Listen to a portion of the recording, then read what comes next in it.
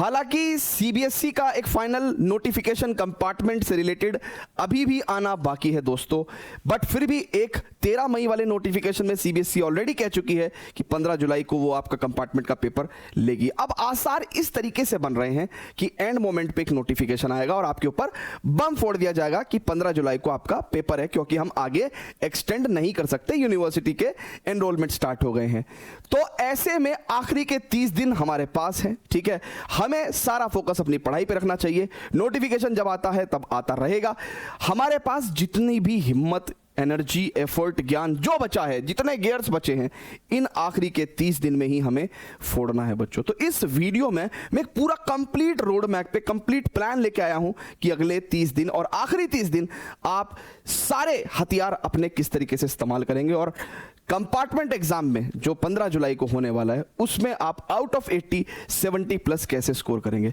बस आपसे एक विनती है, क्योंकि हर सेकंड यूट्यूब पे हजारों वीडियोस डलती हैं, तो कहीं ना कहीं एक महत्वपूर्ण सूचना बच्चों तक पहुंचने में बड़ी दिक्कत हो जाती है। तो जैसे अगर आपके पास ये वीडियो पहुंच जाए तो आपके कोई भी फ्रेंड हो जिनका कंपार्टमेंट एग्जाम हो, प्लीज उनके साथ ये वीडियो शेयर कर दीजिएगा। सबसे पहले तो 15 जून से 14 जुलाई 30 दिन हमारे पास ये कैलकुलेटेड हैं। 15 जुलाई को हमारा जो है भैया आपका 12th मैथमेटिक्स कंपार्टमेंट एग्जाम होने वाला है, ठीक है।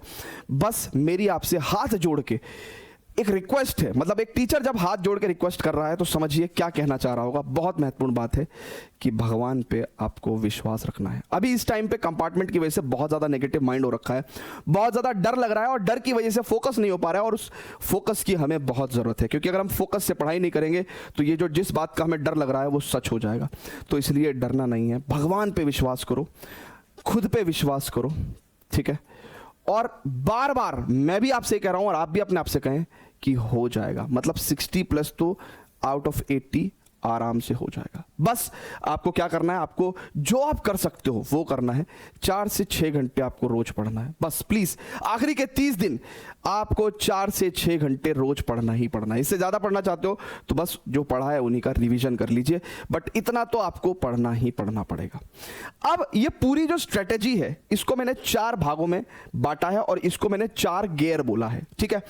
अब बहुत ध्यान से समझिए, देखिए तरह तरह के बच्चे हो सकते हैं। किसी ने एनसीईआरटी अभी पूरी निपटा ली, किसी ने अभी एनसीईआरटी लेवल पे जो है 2-3-4 चैप्टर ही करे हैं, यानी कि हर बच्चे का अलग अलग प्रिपरेशन का लेवल हो सकता है। मैं आपको 4 लेवल स्ट्रेटेजी बता रहा हूं, इसको आपको फॉलो करके चलना है। देखिए ये जो 30 दिन है मैंने इसको 4 भाग में डिवाइड किया है।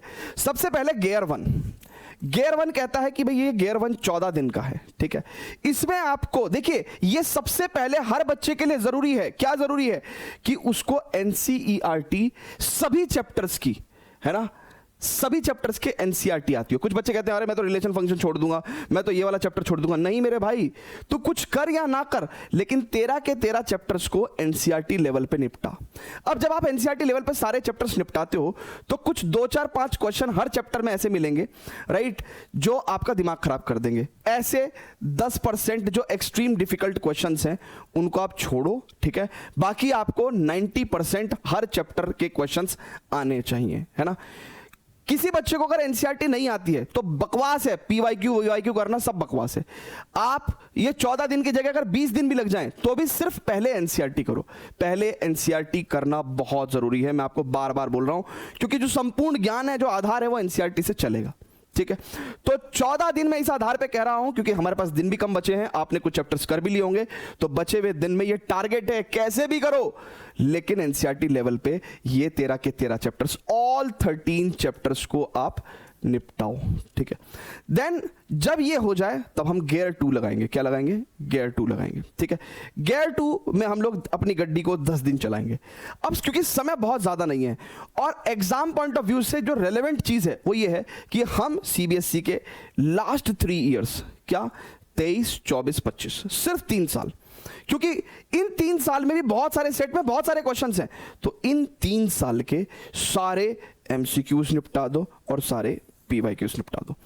यहां पे आपकी प्रिपरेशन ये मान के चलिए 80% हो गई है। कितनी हो गई है? 80%, मतलब आप एग्जाम में 80% स्कोर करने के काबिल हो गए हैं, राइट है क्या? 24 दिन आपके इसमें जाएंगे। 2 दिन, राइट, गियर नंबर 3 में आप 2 दिन अपनी गड्डी चलाएंगे। आपको सारे चैप्टर्स के केस स्टडी क्वेश्चंस नहीं करने हैं। ये चैप्टर के केस स्टडी क्वेश्चंस ही बनते हैं और एग्जाम में आते हैं। Relation function, AOD, differential equation, vector, 3D और प्रोबेबिलिटी। 1 2 3 4 5 6, सिर्फ ये 6 चैप्टर्स के केस स्टडी क्वेश्चंस करने हैं। पिछले 3 साल में कितने केस स्टडी क्वेश्चंस आ गए होंगे? जितने भी आ गए होंगे वो 2 दिन में खत्म हो जाएंगे। आपका केस स्टडी क्वेश्चन भी दुरुस्त हो जाएगा। आखिरी के 4 दिन सिर्फ हमें रिवीजन रिवीजन एंड रिवीजन करना है। और हर दिन क्या करेंगे हम लोग? एक कंपार्टमेंट का पेपर सॉल्व करेंगे। मतलब 23 24 25 3 साल के आपको कंपार्टमेंट का पेपर हर दिन एक आप सॉल्व करेंगे। जो सबसे आखिरी वाला दिन होगा उस दिन कोई कंपार्टमेंट पेपर नहीं, सिर्फ पूरे दिन रिलैक्स्ड एंड रिवीजन। ठीक है भैया? तो ये 4 गियर स्ट्रेटेजी मैंने आपको बताई। अब कुछ बच्चे सटीक तरीके से अपना पढ़ाई कर रहे हैं, उनको हमने समझा दिया था कि किस तरीके से करना है, कैसे करना है। अगर आप लोगों को ये बिल्कुल भी क्लैरिटी नहीं है कि सर ये चारों गियर स्ट्रेटेजी में अप्लाई कैसे करूंगा, कैसे मैं इतने कम समय में पूरा का पूरा कंप्लीट सिलेबस कंप्लीट कर पाऊंगा, और वो भी पीवाईक्यूज लेवल पे, केस स्टडी क्वेश्चंस लेवल पे, रिवीजन लेवल पे, या फिर हम लोग कहें एनसीईआरटी लेवल पे, तो मैंने आप लोगों के लिए 12th compartment special batch already आपको जैसे ही कंपार्टमेंट आपकी आई थी तभी मैंने ये बैच रिलीज कर दिया था। बट अगर अभी तक भी आपने इसमें एनरोलमेंट नहीं किया है, more than 500+ students already daily basis पे पढ़ रहे हैं, अपने डाउट्स पूछ रहे हैं, राइट? ये बैच एग्जैक्टली कंपार्टमेंट के हिसाब से ही बनाया गया है।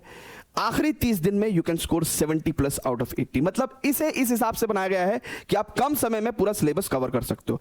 आंख बंद करके आप इस बैच पे विश्वास करिए और जो जो इसमें पढ़ाया गया है सब कुछ खत्म कर दीजिए। इस बैच की फीस भी हमने बहुत ही नॉमिनल रखी है। ठीक है, लिंक में आपको डिस्क्रिप्शन मिल जाएगा। मतलब ये वो वाली बात है, पढ़ने को तो आप कहीं से भी कैसे भी पढ़ सकते हैं, बट ये वो वाली चीज है कि भाई एक पैरासीटामोल दी, आप इसे खाओ और बुखार ठीक।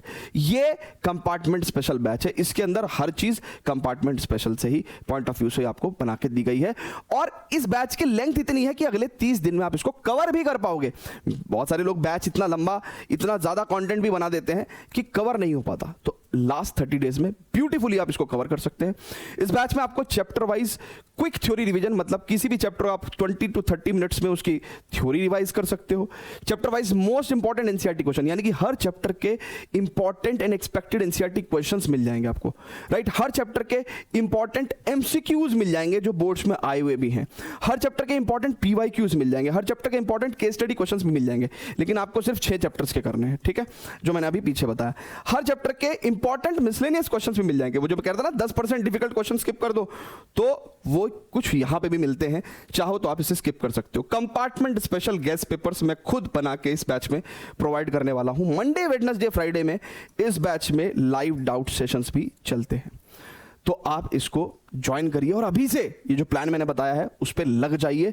कोई क्वेरी होगी बैच को ज्वाइन करने से रिलेटेड तो आप इस नंबर पे हमसे बात कर सकते हैं, अपना व्हाट्सएप मैसेज ड्रॉप कर सकते हैं। आखिरी के 30 दिन है बच्चों, पूरी जान जितनी है, क्योंकि सर्वाइवल की बात है, लगा दीजिए। कंपार्टमेंट अच्छा जाएगा और इन दी एंड मैंने आपसे जो कहा, खुद पे विश्वास रखिए, भगवान पे विश्वास रखिए, अच्छा होगा, बढ़िया होगा और हो जाएगा।